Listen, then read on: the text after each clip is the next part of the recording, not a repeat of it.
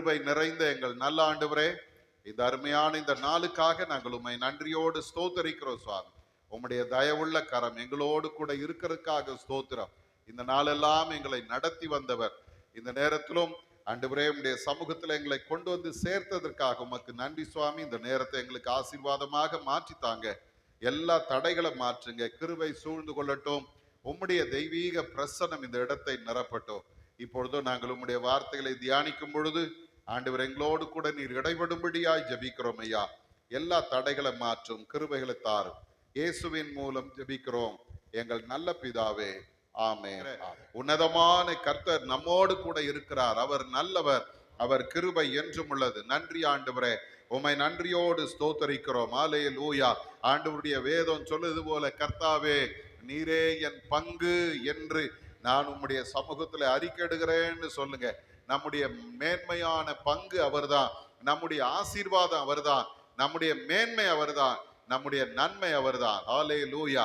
அவரை நம்பி நிற்கிற ஒருவரும் குறைபட்டு போனதில்லை. கர்த்தர் நம்மை நடத்துவார். அவர் நல்லமை தலைமுறை தலைமுறைக்கும் உள்ளது. இந்த அருமையான நேரத்திலே ஆண்டவருடைய சமூகத்திலே நம்மை ஒரு விசை ஒப்பு கொடுப்போம். நம்பிக்கையே உமக்கு ஸ்தோத்திரம், என் புகலிடமே உமக்கு ஸ்தோத்திரம். நம்பிக்கையே உமக்கு ஸ்தோத்திரம், என் புகலிடமே உமக்கு ஸ்தோத்திரம். நூற்றுக்கு நூறு உம்மையே நான் நம்புவேன். அற்புதம் செய்திடுங்க, அதிசயம் நடத்திடுங்க. நூற்றுக்கு நூறு உம்மையே நான் நம்புவேன்.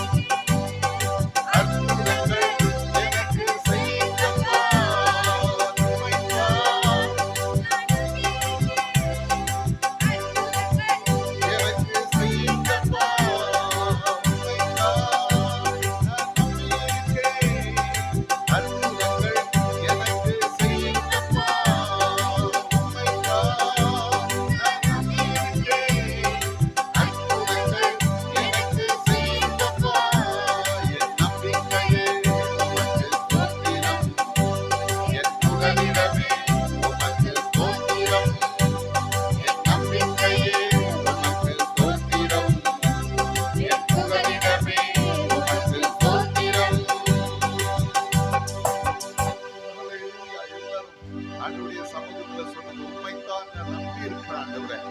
மனிதர்கள் முன்பாக தலை கவிழ்ந்து போக நீர் விடமாட்டீரப்பா. எல்லாரும் உள்ளத்தின் ஆழத்திலிருந்து சொல்லுங்க, ஒரு நாள் சத்துருக்களுக்கு முன்பாக நாம் வெட்கப்பட்டு போக கர்த்தர் நம்மை விடவே மாட்டார். ஹல்லேலூயா. எந்த இடத்துல சத்துரு நம்மை வீழ்த்த நினைக்கிறானோ அதே இடத்துல கர்த்தர் நம்முடைய தலையை உயர்த்துகிறவராய் இருக்கிறார். ஹல்லேலூயா.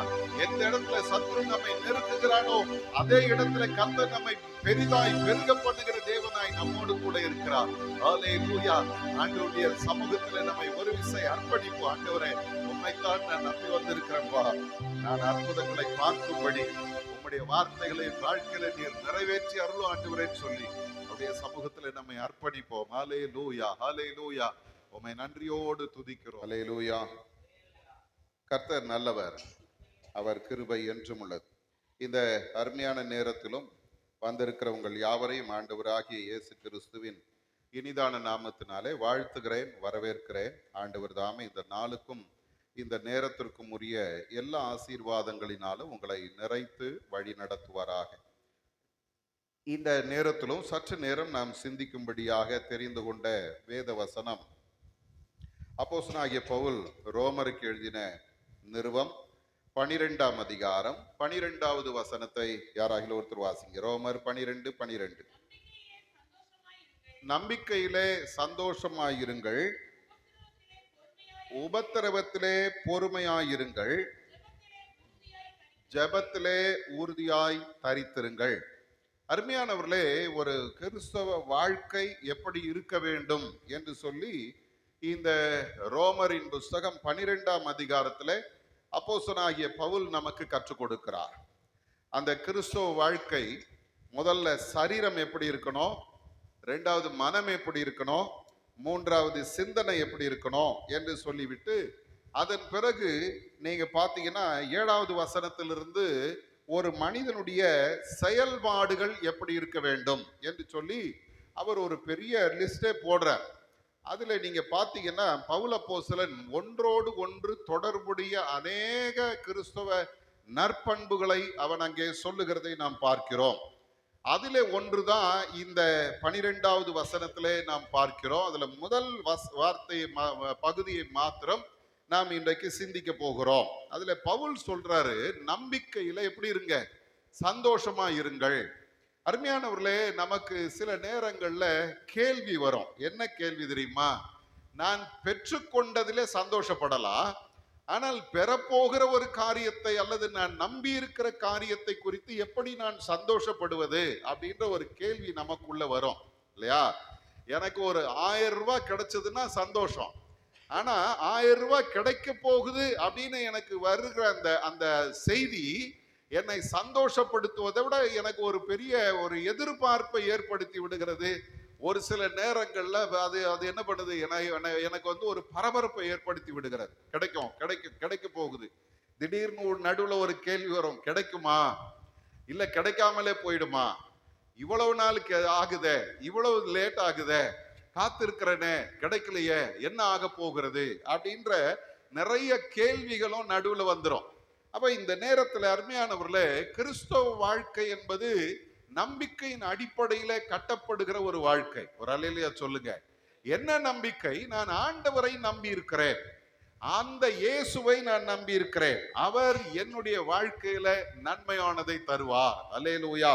அருமையானவர்களே, இந்த பவுல் அப்போஸ்தலனுடைய வாழ்க்கையை நீங்க பாத்தீங்கன்னா அவரு ஒரு 3 நம்பிக்கையை தன்னுடைய புத்தகத்திலே வெளிப்படுத்துகிறதை நாம் பார்க்கிறோம். அதைத்தான் நான் சிந்திக்க போகிறோம். இந்த பவுல் முதல்ல சொல்லி தருகிற ஒரு நம்பிக்கை என்ன தெரியுங்களா? தேவ மகிமையை நான் அடைவேன் என்கிற ஒரு நம்பிக்கை. அல்லேலூயா. நம்ம எல்லாரும் வேதம் சொல்லுகிறது, பாவம் செய்து தேவ மகிமை அற்றவர்களானோம் என்று அவர் சொல்றார். பாவம் செய்து தேவ மகிமை அற்றவர்களானோம். ஆண்டவர் நமக்கு தந்த அவருடைய அந்த மகிமையை, அந்த மேன்மையை நாம் இழந்து போனவர்கள். ஆனா இப்ப பவுல் நமக்கு சொல்லி தருகிற ஒரு காரியம் என்ன? அந்த மகிமையை நாம் திரும்ப பெற்றுக்கொள்ள போகிறோம். ரோமரின் புஸ்தகம் 5ஆம் அதிகாரத்திலே நாம் பார்க்கும்போது 12வது வசனத்திலே நாம் பார்ப்போமானால் அங்கே பவுல் இப்படி சொல்றார். என்ன சொல்றார் பாருங்க, இப்படியாக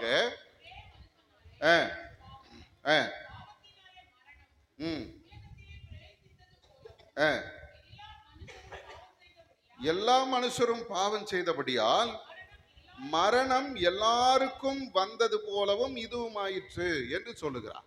அப்ப இந்த இடத்துல நாம் பார்க்கிறோம், ஒரே மனுஷனாலே பாவம் வந்து அந்த பாவம் என்ன செய்ததாம், எல்லா மனுஷரையும் பாவத்துக்குள்ளாக இழுத்து கொண்டது.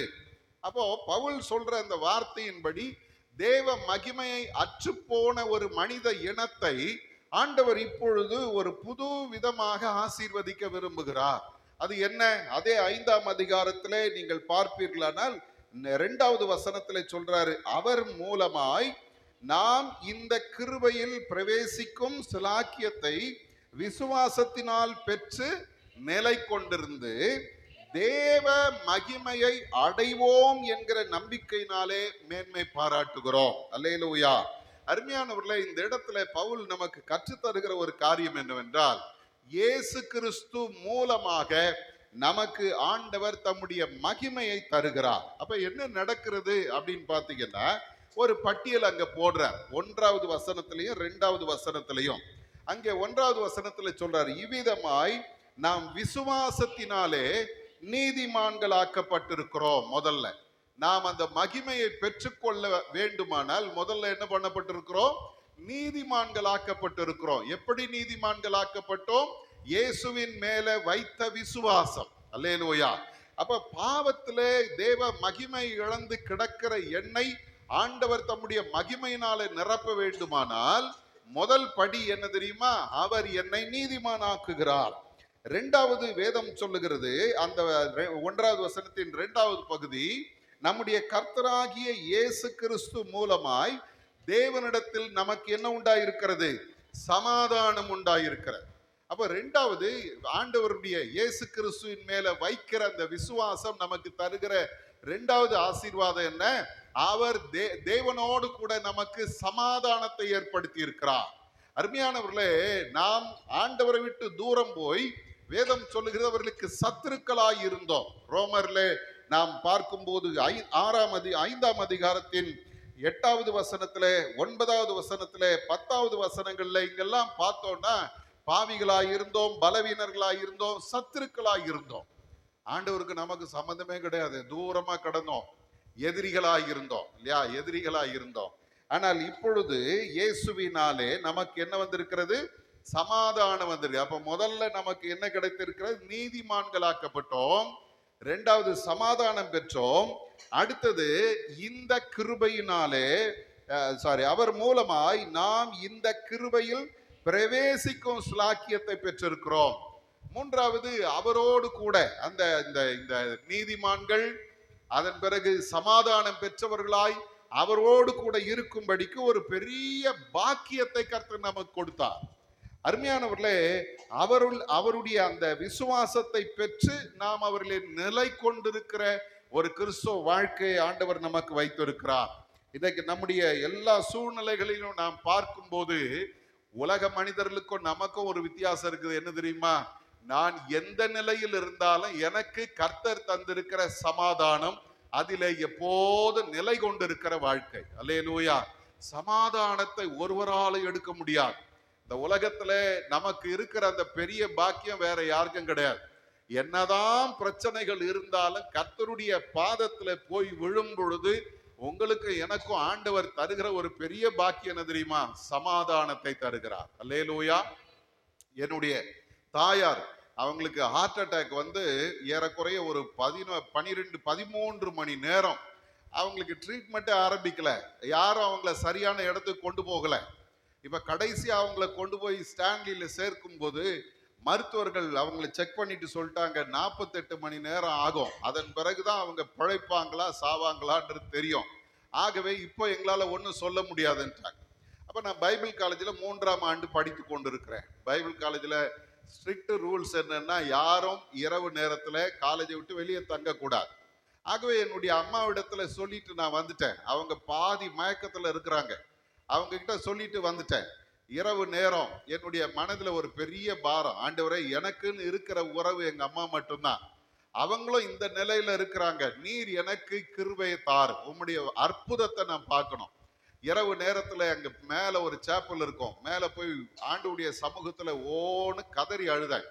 எனக்கு தெரிஞ்சதெல்லாம் அவ்வளவுதான். கதறி அழுதேன், ஆண்டவரே நீர் இறங்கும், மருத்துவர்களுக்கு ஞானத்தை கொடுங்க, அவங்க நல்ல முறையில் எங்க அம்மாவுக்கு ட்ரீட்மெண்ட் தரணும், நான் நாளைக்கு போய் பார்ப்பேன், எங்க அம்மா நார்மலா இருக்கணும். எப்படி அந்த ஜெபம் கொஞ்ச நேரம் ஜெபித்து கொண்டிருக்கும் போது என்னுடைய மனதில பாருங்க, அவ்வளவு நேரமும் இருந்த அந்த பயம் கொஞ்சம் கொஞ்சமா விலகி ஒரு பெரிய சமாதானம் சூழ்கிறது. என்ன சொல்லுது தெரியுமா? ஒன்னும் ஆகாது, ஆண்டவர் அற்புதம் செய்வார் அப்படின்ற ஒரு எண்ணம் வந்த பொழுது அமைதியா வந்தேன், படுத்தேன், தூங்கிட்டேன். எப்படி தூங்கினேன் எனக்கே தெரியாது.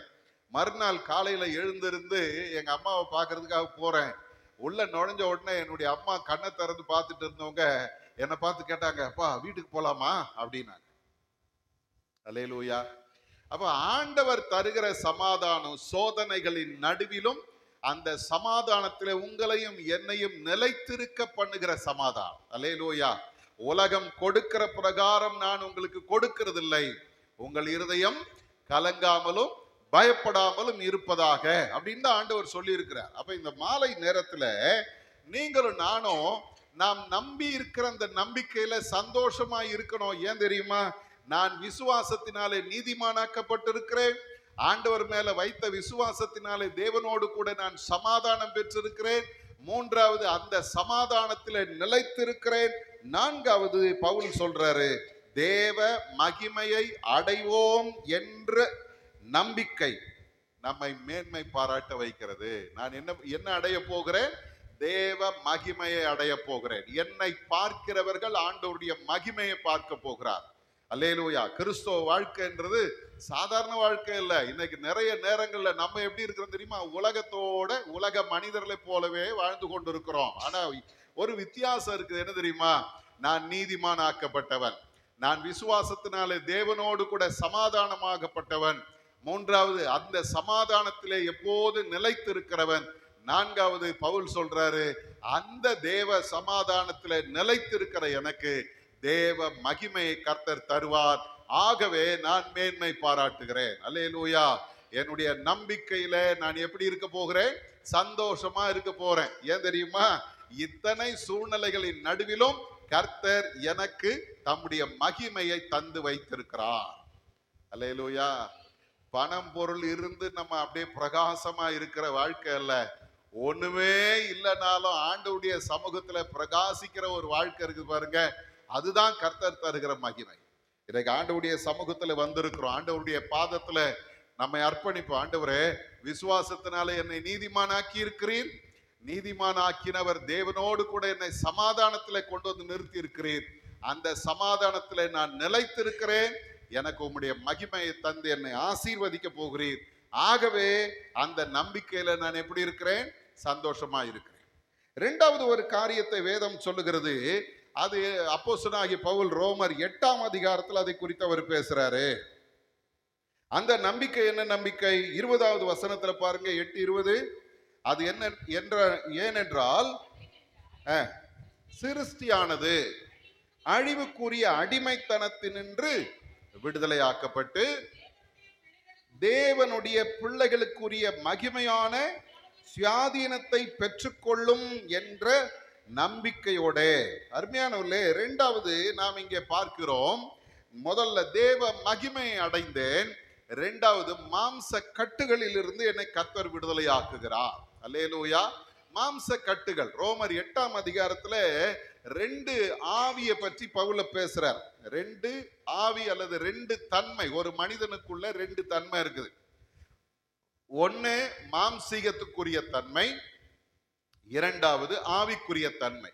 இது ரெண்டுமே ஒரு மனிதனுக்குள்ள போராடி கொண்டிருக்கிறது. இதுதான் பெரிய விஷயம். மாம்சம் கொஞ்சம் தலை தூக்குச்சுன்னா ஆவியினுடைய தன்மை கொஞ்சம் குறைஞ்சு போகுது, ஆவியினுடைய தன்மை கொஞ்சம் தலை தூக்குனா மாம்சீக தன்மை குறைந்து போகிறது. இங்க ஒரு பெரிய போராட்டமே நடக்குது. நீங்க பாத்தீங்கன்னா 5வது வசனத்துல சொல்றார், மாம்சத்தின்படி நடக்கிறவர்கள் மாம்சத்துக்குரியவைகளை சிந்திக்கிறார்கள். அப்போ ஒரு மனிதனுடைய சிந்தையும் ரெண்டு சிந்தனையை சொல்றார் பவுல். மாம்சத்துக்குரிய சிந்தனை, மாம்சத்துக்குரிய சிந்தனை என்ன பண்ண தெரியுமா? மாம்சீகமாகவே யோசிக்கும் இல்லையா? அப்படி பண்ணிடலாம், இப்படி பண்ணிடலாம், அதை செஞ்சிடலாம், இதை செஞ்சிடலாம், சுய சிந்தனை, மனித சிந்தனை வருகிறது.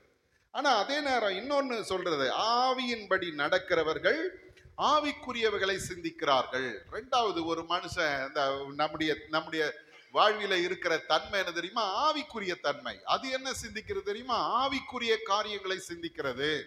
அப்ப ஒரே மனுஷனுக்குள்ள சிந்தனைகள்ல ரெண்டு வகையான சிந்தனை. ஒன்னு மாம்சீக சிந்தனை, இன்னொன்னு ஆவிக்குரிய சிந்தனை. ரெண்டுமே எப்பவுமே போராடிட்டு இருக்கு. அடுத்தது பாருங்க, அந்த மாம்ச சிந்தை எப்படிப்பட்டது? 6வது வசனம் சொல்லு, மாம்ச சிந்தை மரணம். அடுத்து ஆவியின் சிந்தை எப்படிப்பட்டது? ஜீவனும் சமாதானமுமா.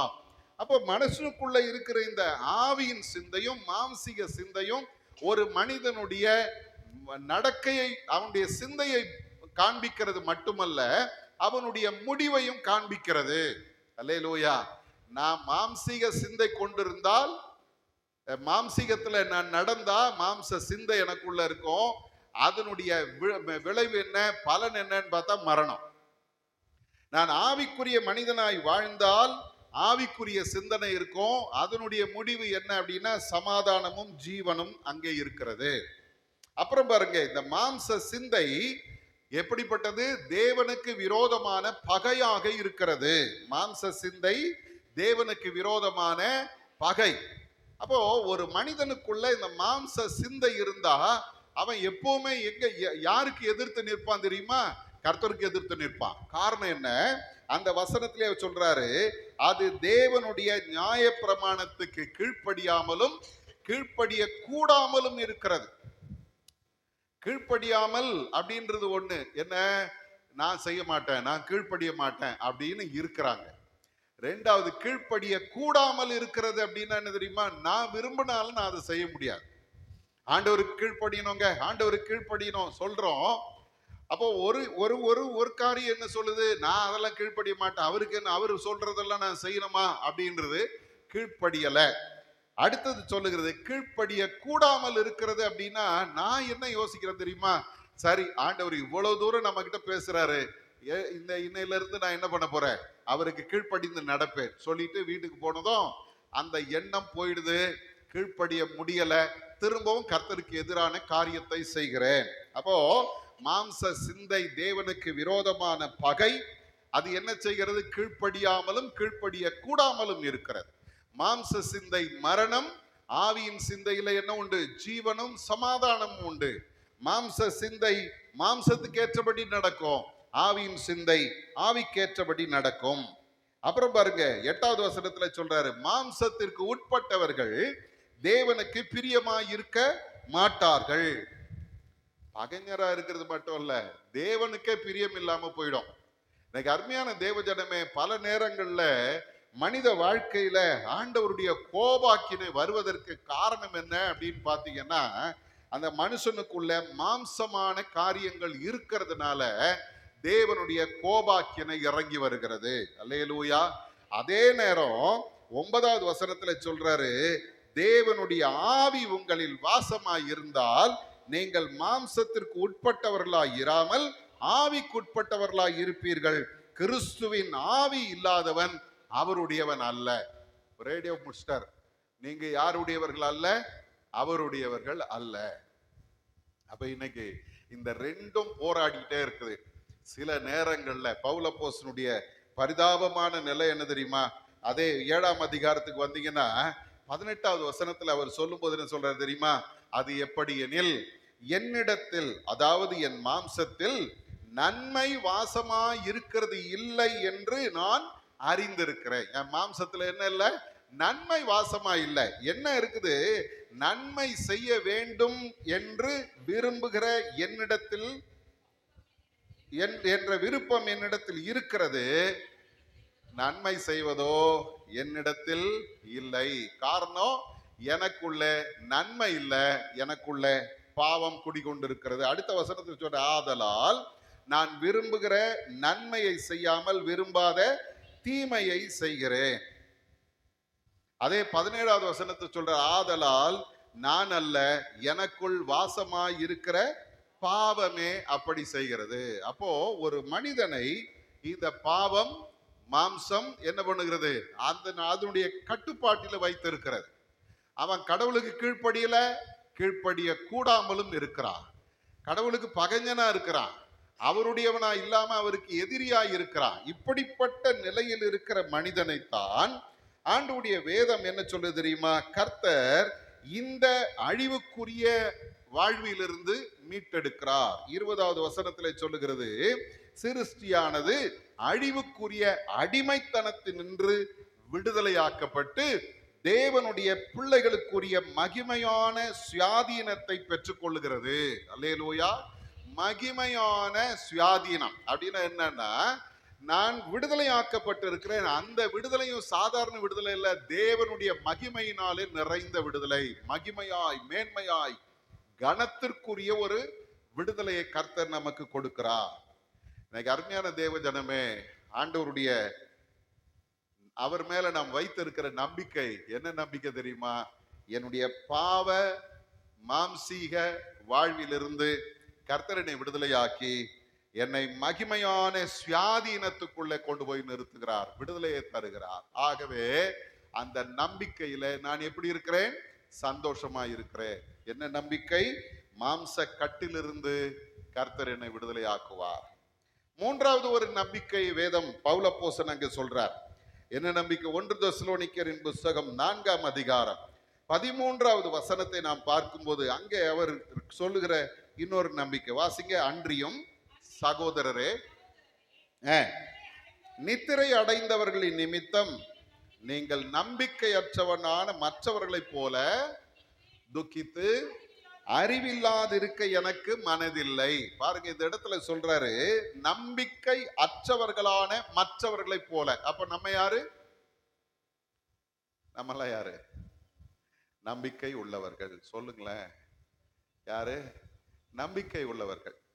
கிறிஸ்தவங்கெல்லாம் மரண நேரத்துல அழறது அப்படின்றது பவுல் சொல்றாரு, நம்பிக்கையற்றவர்களான மற்றவர்களை போல நீங்கள் துக்கித்து அழுகிறது அல்ல, நம்பிக்கையற்றவளான மற்றவர்களை போல துக்கித்து அறிவில்லாதிருக்க எனக்கு மனதில்லை. சில நேரங்கள்ல நீங்க பாத்தீங்கன்னா, எப்பா இனி நான் உன்னை எப்ப பார்க்க போறேன் அப்படின்னு ஒரே அழுகையா இருக்கும். எப்ப பார்க்க போறேன்?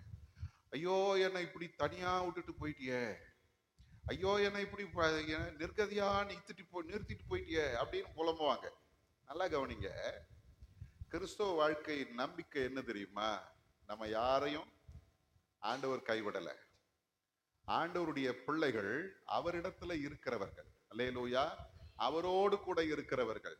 அப்ப பவுலப்போஸ்தலன் இந்த இடத்துல சொல்றாரு நம்பிக்கையற்றவர்களான மற்றவர்களை போல அப்படின்னு சொல்லிட்டு, அப்ப நமக்கு என்ன நம்பிக்கை இருக்குது? அதை இந்த 14வது வசனத்திலிருந்து சொல்றார்.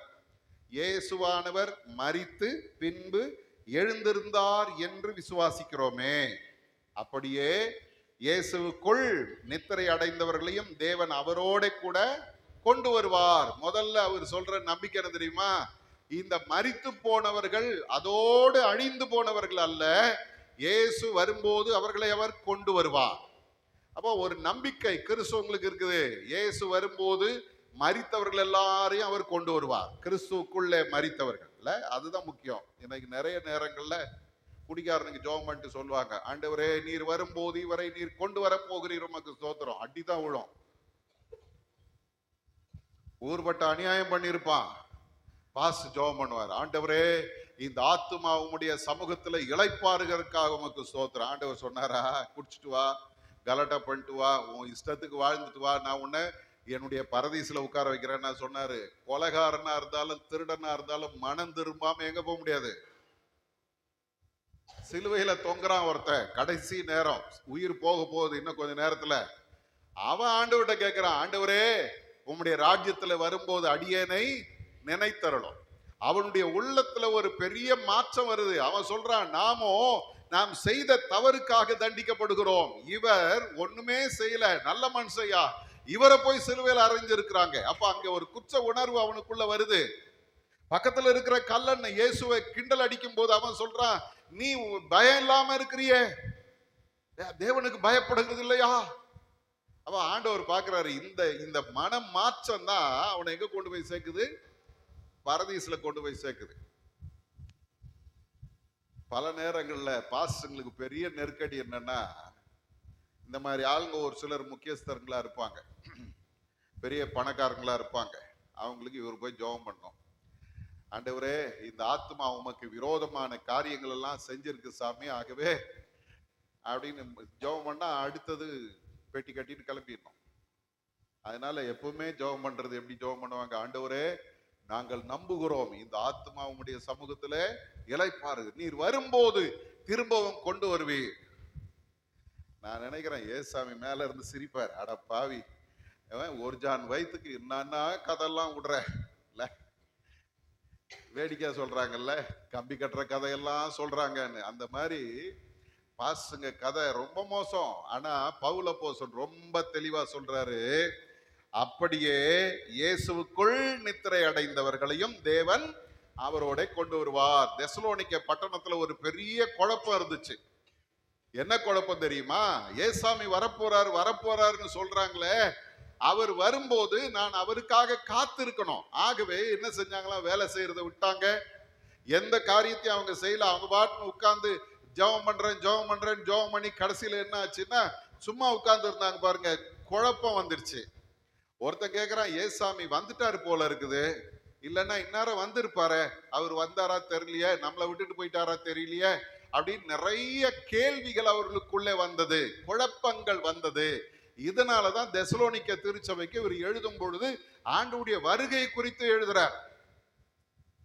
முதல்ல கிறிஸ்துவுக்குள்ளே நித்திரை அடைந்தவர்களை அவர் கொண்டு வருவார். அடுத்தது என்ன சொல்றார் தெரியுங்களா? நாமும் அவரை சந்திக்க போகிறோம். ஒரு பெரிய மகிமையின் நம்பிக்கை உங்களுக்கு எனக்கு இருக்குதுங்க கிறிஸ்துவ வாழ்க்கை. நான் செத்தாலும் அவர் கூட இருக்க போகிறேன், நான் உயிரோட இருந்தால் அவர் கூட இருக்க போகிறேன். அல்லேலூயா. எனக்கு அருமையான தேவ ஜனமே, கிறிஸ்துவ வாழ்க்கையினுடைய நம்பிக்கையின் ஆதாரம் என்ன தெரியுமா? உலகத்துல நான் செல்வ செழிப்போட வாழ போறேன், குறையில்லாம வாழ போறேன், நான் பலவீனம் இல்லாம வாழ போறேன், நான் பிரச்சனை இல்லாம வாழ போறேன், அது அல்ல கிறிஸ்துவ வாழ்க்கையினுடைய அடிப்படை நம்பிக்கை. என்ன நம்பிக்கை தெரியுமா? நான் கிறிஸ்துவோடு கூட நித்தியமாய் அவருடைய ராஜ்யத்துல அவரோடு கூட வாழ போகிறேன். இதுதான் கிறிஸ்துவ நம்பிக்கை. இன்னைக்கு நிறைய திருச்சபைகள்ல இயேசு வரப்போறாருன்ற நம்பிக்கையே கிடையாது. ஏன் தெரியுங்களா? அவங்க என்ன சொல்றாங்க, அவர் வர்றதா இருந்தா இந்நேரம் வந்திருக்கணுமே, 2000 வருஷமா இதே தான் சொல்லின்னு இருக்கிறோம், இனிமேல் அவர் எங்க வரப்போறாரு அப்படின்ற ஒரு சூழ்நிலை வந்த பொழுது இப்ப என்ன ஆயிடுச்சு தெரியுமா? ஆசீர்வாதத்தை குறித்த பிரசங்கம், கிருபை குறித்த பிரசங்கம், கிருபையிலையும் சூப்பர் கிருபை குறித்த பிரசங்கம், ஹைப்பர் கிரேஸ்னு ஒரு பிரசங்கம் இப்ப வந்துருச்சு. கிருபை, கிருபையின் மேல கிருபை. அப்புறம் இப்ப இன்னொரு பிரசங்கம் நீ சாவதில்லை. இல்லை, ஏன் இதெல்லாம் வந்துச்சு தெரியுமா? இயேசு வரப்போகிறார், அவரோடு கூட நான் நித்தியமாய் வாழ போகிறேன் என்கிற அந்த நம்பிக்கை இல்லாத மக்கள் அவங்க இப்ப எப்படி மாறிட்டாங்கன்னா, இயேசு வரப்போறதும் இல்லை, நான் அங்க போய் அவர் கூட வாழ போறதும் இல்லை, வாழ போகிற இந்த கொஞ்ச கால வாழ்க்கையில எதையாவது ஒண்ணு திருப்தியா பேசிட்டு திருப்தியா அனுபவிச்சுட்டு வாழற வரைக்கும் வாழ்ந்துட்டு செத்து போவோம் அப்படின்ற ஒரு நிலைக்கு இன்றைக்கு மனிதன் வந்திருக்கிறான். ஆனா பவுல் அப்போஸ்தலன் சொல்றாரு, நம்பிக்கையில எப்படி இருங்க, சந்தோஷமா இருங்க. காரணம் என்ன தெரியுமா? 3வது காரணம் சொல்றாரு, கர்த்தரை நாம் சந்திக்க போகிறோம். அல்லேலூயா. நடுவானத்துல சந்திக்க போகிறோம். இன்னைக்கு அருமையான தேவ ஜனமே, நாம் வாழ்கிற இந்த கொஞ்ச கால வாழ்க்கை எப்ப முடியும் தெரியாது. நல்லா இருக்கிறாங்க, நைட்டு படுத்தாங்க, காலையில எழுந்திருக்கல, சாப்பிட்டாரு, தண்ணி கேட்டாரு, கொண்டு வந்து கொடுக்கறதுக்குள்ள ஆளு சரிஞ்சிட்டாரு. சொல்றாங்கல்ல, போனாருயா, நல்லாதான் வெளியே போனாரு, திரும்பி வரல. ஒருத்தரை பாத்தீங்கன்னா அவருக்கு ஹார்ட் அட்டாக் வந்துருச்சு, வெளியே போனவரு நேரா ஹாஸ்பிட்டலுக்கு போனாரு, ஆஸ்பத்திரி வாசல் போனாரு, அதுக்கு மேல அவரால் நடக்க முடியல. அங்க இருந்த அந்த அட்டெண்டரை கூப்பிட்டு, எப்பா ஸ்ட்ரெச்சரை கொண்டு வா, எனக்கு முடியலன்னாரு. ஸ்ட்ரெச்சரை கொண்டு வந்துட்டு இவரை தூக்குறாங்க, ஆள் இல்ல, செத்து போயிட்டாரு. அப்போ எதுக்காக சொல்றோம், எதுக்காக சொல்லப்படுகிறது அப்படின்னா, நிலையற்ற வாழ்க்கை வாழ்கிற எனக்கு ஒரு பெரிய நம்பிக்கை இருக்கிறது. இந்த உலக வாழ்க்கையில நான் கண்ணை மூடினாலும் இன்னொரு மறுமையின் வாழ்க்கையில நான் போய் கண் திறக்க போகிறேன், அவரோடு கூட நித்தியமாய் வாழ போகிறேன். அந்த நம்பிக்கையில ஒவ்வொரு நாளும் நான் சந்தோஷமா இருக்கிறேன். அல்லேலூயா. கிறிஸ்துவங்க மரணத்தை குறித்து பயப்படுறவங்க இல்ல, கிறிஸ்துவங்க மரணத்தை குறித்து சந்தோஷப்படுகிறவர். பவுல அதான் சொல்றார், மரணமே உன் கூர் எங்க, பாதாளமே உன் ஜெயம் எங்க. மரணத்தை பார்த்து அது எதிரில் நின்றுட்டு நீங்களும் நானும் உன்னுடைய கூர் எங்க, உன்னுடைய ஜெயம் எங்க அப்படின்னு கேட்க முடியும் அப்படின்னா அதுக்கு ஒரே ஒரு காரணம் என்ன தெரியுமா? இயேசு மரித்து உயிர் தெழுந்தா. அல்லேலூயா. அப்ப அது ஒன்றும் பெரிய விஷயம் கிடையாது. ஏசாமியே அதைத்தானே ஜெயிச்சாரு, நானும் அப்படித்தான் செய்ய போறேன், அவ்வளவுதான், முடிஞ்சு போச்சு. இல்ல, படிக்கிற பிள்ளைகளுக்கு நம்ம சொல்லி தருவோம், இதெல்லாம் இந்த பாடம்லாம் ஒன்றும் பெரிய விஷயம் கிடையாது, நானே பாஸ் பண்ணிட்டேன், நீ பாஸ் பண்றதுக்கு என்ன. இல்ல, வாத்தியார் சொல்லுவாரு, எனக்கு ஒரு வாத்தியார் இருந்தார், அவர் சொல்லுவாரு 100 எடுக்கிறது ஈஸி, 0 எடுக்கிறது தான் கஷ்டம். 100 எடுக்கிறது ஈஸி, 0 எடுக்கிறது தான் கஷ்டம். ஏன் தெரியுமா? தெரியாம எதையாவது ஒண்ணு ரைட்டா கரெக்டா எழுதி வச்சிருவ, உனக்கு மார்க் போட்டுருவாங்க. 0 எடுக்கிறது தான் கஷ்டம். அவருடைய அனுபவம். இன்னைக்கு ஆண்டவரும் நம்மளை பார்த்து சொல்றாரு, அப்பா கைவிடப்பட போறதில்ல, நீ என்னோடு கூட நித்தியமாய் வாழ போகிறாய். ஆகவே நீ வாழ்கிற இந்த வாழ்க்கையில அந்த நம்பிக்கையில எப்படி இரு? சந்தோஷமா இரு. ஒவ்வொரு நாளும் ஆண்டவரே உம்மோடு கூட நான் இருக்க போகிறேன், உம்மோடு கூட நான் வாழ போகிறேன், உம்மோடு கூட நித்தியமாய் நான் வாழ போகிறேன், உம்முடைய அந்த மகிமையின் காட்சியை நான் பார்க்க போறேன், அந்த அந்த அந்த பளிங்கு கரையில, நதி கரையில நான் நடக்க போறேன், என் கண்ணீரெல்லாம் நீ துடைக்க போகிறேன், நான் இனி பசி அடைவதில்லை, தாகம் அடைவதில்லை, வெயிலாவது உஷ்ணமாவது என் மேல படுவதில்லை, எப்போதும் உம்மை நான் ஆராதிக்கிற ஒரு திரள் கூட்டத்தின் நடுவிலே நின்று நான் உம்மை ஆராதிக்க போறேன்பா. ஆண்டவரே உம்முடைய மகிமையை நான் பார்க்க போகிறேன்.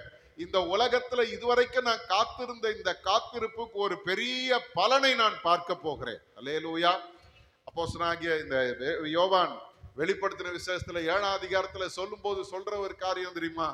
திரள் கூட்டமான மக்கள் தேவ சமூகத்துல நின்று வெள்ளை அங்கிகளை தரித்து குருத்தோலைகளை பிடித்து கொண்டு ஆண்டவரை துதிக்கிற ஒரு கூட்டத்தை அங்க காமிக்கிறார்.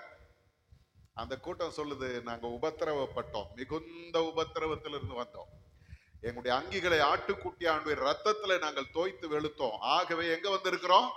அவர் சமூகத்துல வந்திருக்கிறோம், எப்போதும் அவரை துதித்து கொண்டிருக்கிறோம். அல்லேலூயா. அவங்களும் நம்மளை பார்த்து சொல்றாங்க, கவலைப்படாதீங்க, நாங்க எப்படி இங்க வந்து நிக்கிறோமோ அதே போல நீங்களும் வந்து நிப்பீங்க. அந்த நம்பிக்கையில என்ன பண்ணுங்க? சந்தோஷமா இருங்க. பலவீனம் வருதா? கவலைப்படாதீங்க, சந்தோஷமா இருங்க. வியாதிகள் வருகிறதா? கவலைப்படாதீங்க, ஆண்டவரே நான் உம்முடைய ராஜ்யத்துக்கு வர்றேன். இல்ல, பிறந்த நாள் கொண்டாடுறீங்களா? சந்தோஷப்படுங்க, பயப்படாதீங்க. அதுக்காக ஒவ்வொரு நாளும் ஒவ்வொரு பிறந்த நாளையும் நம்ம கொண்டாடும் போது அப்துல் கலாம் அவர்கள் சொன்ன ஒரு காரியம் தெரியுமா? ஒவ்வொரு முறையும் பிறந்த நாளைக்கு கேண்டல் ஏற்றும் போது ஒரு காரியத்தை தெரிஞ்சுங்க, என்னுடைய கல்லறைக்கு ஒரு அடி முன்னாலே எடுத்து வைக்கிறேன். அல்லேலூயா. அது சந்தோஷப்படுறோம். நம்ம என்ன பண்றோம்? சந்தோஷப்படுறோம். உண்மையா யோசிச்சு பாருங்க, எனக்கு கல்லறை ஒரு அடி முன்ன நெருங்கி வருது, அப்படி யோசிப்பேன், எப்படி இருக்கும்? என்னடா அது வம்பா போச்சு, பாஸ்டர் இந்த மாதிரிலாம் சொல்லி நம்மளை பயமுறுத்துறாரு. பயமுறுத்தல, சந்தோஷத்தை சொல்லுகிறேன். என்ன தெரியுமா? இன்னும் கொஞ்ச நாள் தான், சீக்கிரமா தேவ சமூகத்துக்கு போக போறேன். நம்ம தலை மேல ஒரு கத்தி தொங்கிட்டு இருக்குங்க, ஒண்ணு மரணம் அல்லது கர்த்தருடைய வருகை.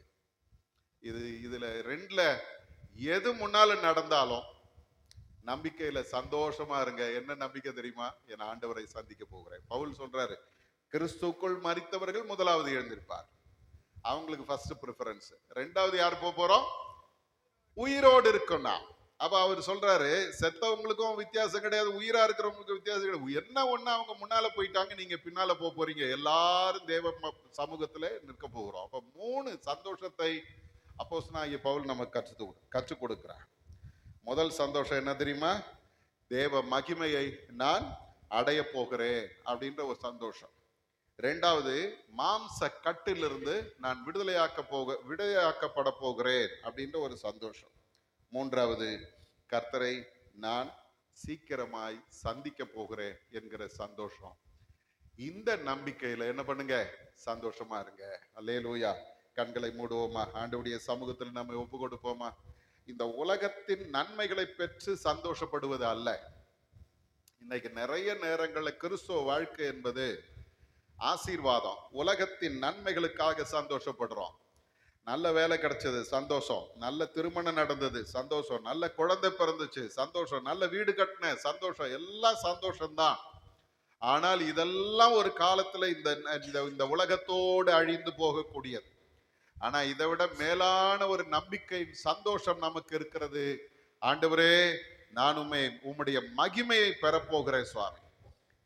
விசுவாசத்தினால நான் நீதிமானாக்கப்பட்டேன், தேவனோடு கூட சமாதானத்துக்குள்ள கொண்டு வரப்பட்டேன், அதிலே நான் நிலைத்திருக்கிறவனாய் இருக்கிறேன். அந்த கிருபையினாலே அவரோடு கூட தேவ மகிமையை நான் அடைய போகிறேன் என்கிற நம்பிக்கை. இரண்டாவது பவுல் சொல்லித்தராரு, மாம்ச சிந்தை, மாம்சத்தின் கிரியைகள், மாம்சத்தின் எண்ணங்கள், இதெல்லாம் தேவனுக்கு விரோதமாய் நம்மை அடிமைப்படுத்தி வைத்திருக்கிறது. அப்பேற்பட்ட பரிசுத்தவானாகிய பவுல் சொல்றாரு, நன்மை செய்ய விரும்புகிறேன், ஆனாலும் நான் விரும்புகிறதை என்னால செய்ய முடியலன்னு சொல்றார். சொல்லிட்டு அவர் சொல்றாரு, நான் அல்ல, எனக்குள்ள வாசமாய் இருக்கிற பாவம் அப்படி செய்கிறது. யார் இந்த மரண சரீரத்திலிருந்து என்னை விடுதலையாக்க கூடும் என்று சொல்லி ஒரு அங்கலாய்ப்பை பவுல் வெளிப்படுத்துகிறார். ஆனா எல்லாவற்றுக்கும் ஒரு முடிவை, ஒரு விடுதலை பவுல் அதே ரோமர் 8ஆம் அதிகாரத்துல சொல்றாரு, கர்த்தர் தம்முடைய புத்திர சுவிகாரத்தின் ஆவியினாலே என்னை மீட்டு விடுதலையாக்குகிறார். அந்த புத்திர சுவிகாரத்தின் ஆவி சொல்லுது, நாம் பயப்படுகிறதுக்கு பயத்தின் ஆவியை பெறாமல் அப்பா பிதாவே என்று கூப்பிட பண்ணுகிற புத்திர சுவிகாரத்தின் ஆவியை பெற்றிருக்கிறோம். இன்னைக்கு ஆண்டவர் உங்களுக்கு எனக்கும் தம்முடைய பரிசுத்த ஆவியை தந்திருக்கிறார். மாம்சத்தின் சிந்தைகளும் மாம்சத்தின் எண்ணங்களும் செயல்பாடுகளும் என்னை மேற்கொள்ளாதபடிக்கு ஆண்டவர் தம்முடைய பரிசுத்த ஆவியின் நிறைவை நமக்குள்ள வைத்து நம்மை விடுதலையாக, அவருடைய புத்திரர்களாக, சுவிகார புத்திரர்களாக நம்மை மாற்றியிருக்கிறார். சந்தோஷப்படணும். மூன்றாவது, கர்த்தரை நான் சந்திக்க போகிறேன். எப்படி இயேசு மரித்து உயிர்த்தெழுந்தாரோ அதுபோல கிறிஸ்துக்குள் மரித்தவர்கள் முதலாவது எழுந்திருப்பார்கள். ஒருவேளை நான் உயிரோட இருந்தா அவர்களுக்கு பின்னால நானும் போகிறேன். என் ஆண்டவரை நடுவானிலே சந்திக்க போகிறேன். அவரோடு கூட நித்தியமாய் வாழப் போகிறேன். இந்த உலகத்தின் பாடுகளிலிருந்து விடுதலை பெறப் போகிறேன். இந்த உலகத்தின் வேதனைகளிலிருந்து விடுதலையை பெறப் போகிறேன். இந்த உலகத்தின் உபத்திரவங்களில் இருந்து விடுதலையை பெறப் போகிறேன். ஆண்டவரோடு கூட அவரை துதித்து கொண்டு அந்த மகிமையான ஸ்தலத்துல உலாவ போகிறேன். அது எவ்வளவு காலம்? நித்தியமான ஒரு வாழ்க்கை. அதை நினைச்சு பார்த்தாலே நம்முடைய உள்ளம் பூரித்து போகும். எனக்கு ஒரு விடுதலை கிடைக்க போகுது, எனக்கு ஒரு நித்தியமான வாழ்க்கை கிடைக்க போகுது. அங்க வேதனை இல்லை, துன்பம் இல்லை, வியாதி இல்லை, வறுமை இல்லை, கண்ணீர் இல்லை, கஷ்டம் இல்லை. என் ஆண்டவர் என்னை தம்மோடு கூட நடத்தி கொண்டு போக போகிறார். அவரோடு கூட நித்தியமாய் வாழ போகிறேன். இந்த மகிமையான பரலோகத்துக்கு என்னை ஆண்டவர் பங்காளியாய் மாற்றுகிறார்ன்ற அந்த நம்பிக்கை ஒப்பு கொடுப்போம். பரிசுத்த பிதாவே, இந்த நம்பிக்கைகளுக்காக உமக்கு ஸ்தோத்திரம் அப்பா. உம்முடைய மகிமையை நாங்கள் பெறப்போகிறோம். உம்முடைய மகிமையை நாங்கள் பெறப்போகிறோம். ஆண்டவரே, இந்த அழிவுக்குரிய ஜீவியத்துல, அடிமைத்தனத்துல, மாம்சத்தின் அடிமைத்தனத்துல இருக்கிற எங்களை உம்முடைய ஆவியினாலே எங்களை மீட்டெடுத்து புத்திர சுவிகாரர்களாய் எங்களை மாற்றுகிறீர். உமக்கு நன்றி சொல்லுகிறோம். இந்த நம்பிக்கைக்காக உமக்கு ஸ்தோத்திரம். அதே போல நீர் வரும்போது எங்களை உம்மோடு கூட இருக்கும்படி அழைத்து கொண்டு போகிறீரப்பா. நாங்க நித்தியமாய் உம்மோடு வாழப் போகிறோம். அதற்காக உமக்கு ஸ்தோத்திரம். இந்த நேரத்துல எங்களை முற்றிலுமாக உம்முடைய சமூகத்தில் அர்ப்பணிக்கிறோம். இந்த நம்பிக்கை தொடர்ந்து எங்களுடைய வாழ்க்கையில இருக்கவும், அதிலே நாங்கள் சந்தோஷத்தோடு வாழவும், உம்முடைய ஏற்ற நேரத்துல உம்முடைய சமூகத்துல வந்து களி கூறவும் எங்களுக்கு நீர் உதவி செய்யும். இயேசுவின் மூலம் ஜெபிக்கிறோம் எங்கள் நல்ல பிதாவே. ஆமென்.